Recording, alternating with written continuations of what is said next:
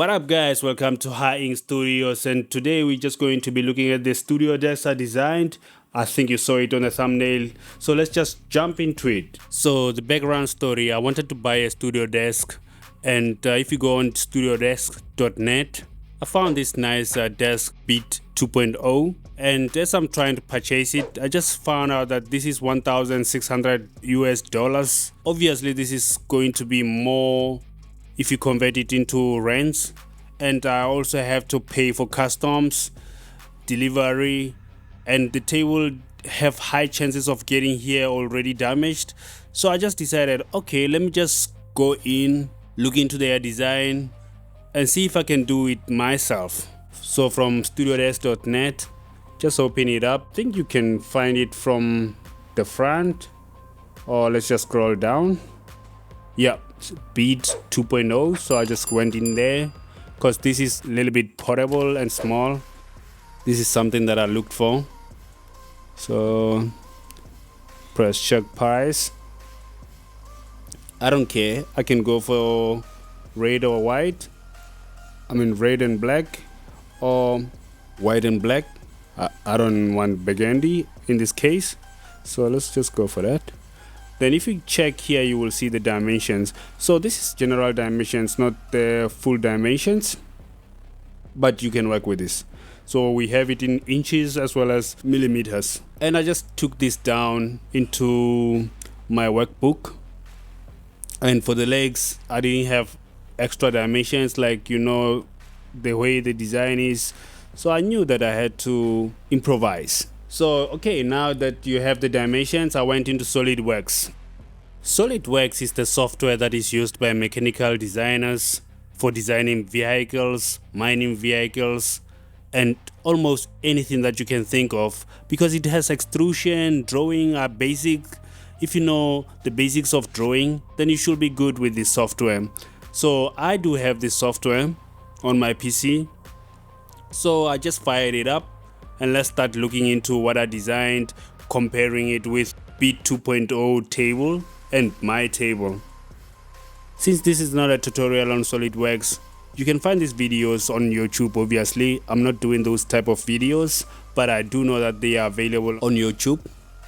So let's just jump into it, and let me open up the PDF work that I did. So the first page that I went through to show is just the overall dimensions. You can see how everything is assembled together. So this is an assembly, and I also have separate parts on their own. You can see I just have a small hole at the back, as well as the hole at the top of this table. The hole at the top of this desk is just for the plugs, like your monitors as well as studio monitors will plug underneath this table. You can see on the picture I do have a plug underneath the table. And then we have a smaller 350 gliding, or what you call runners, for the keyboard. Then the keyboard holders. Then the hole at the back for the back part of the keyboard holder is just for USB, so it's like 48mm or 50mm max. You're never gonna get the USB cable that is bigger than that. If you need beats, music for your videos, check out saltyboybeats.com. We also got merch over there. Go ahead, link in the description. Now this is the main desk, by the way. So you can see I have 90mm in dimension of the bigger hole, but I ended up going for 88mm, which is already 2mm shy of 90mm, but it's good. So then the rest of the dimensions you can see here, it's corresponding to the dimension I got from Studio Desk. Table is 1570mm by 817, making it a little bit smaller but portable still. We have the leg. Obviously this is the full dimension for the leg. This is the holders for where the studio monitors and the monitors, Rec 709 monitors from Asus. These are ProArt 24-inch monitors. And by the way, I was planning on 25mm thickness of the wood or MDF that I'm going to be using, but in South Africa I haven't found any MDF higher than 18mm, so I just went with 16mm. I know it's a little bit small compared to what I wanted to work with. Then the keyboard holder, this ended up being 350 millimeter, and I wanted 350 millimeter because you can get the runners at 350 millimeter, 300 millimeter and above.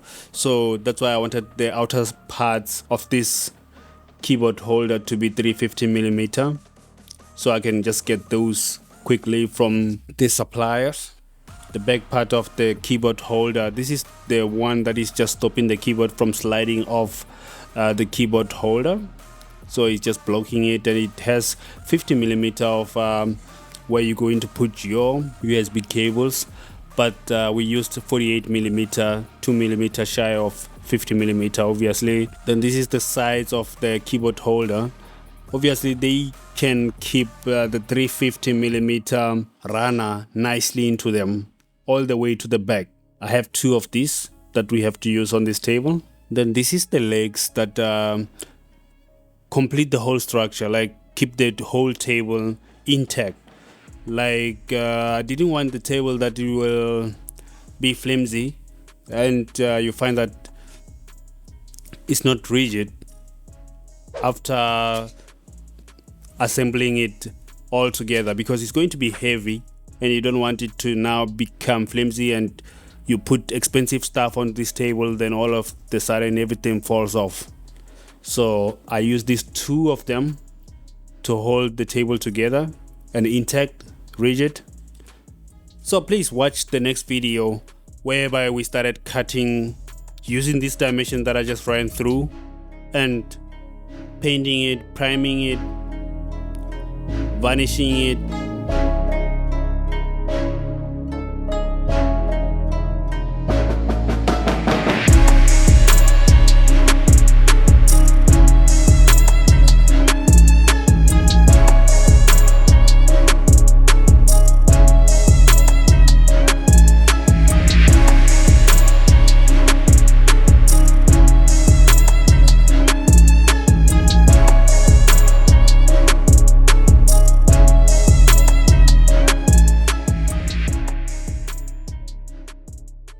That will be it, guys. Make sure you subscribe, hit the notification bell, because we're going to be dropping a lot of videos like this one that I already dropped here. And make sure you check out the other part 2, 3 and maybe 4, 5, 6. You never know. Thank you for watching.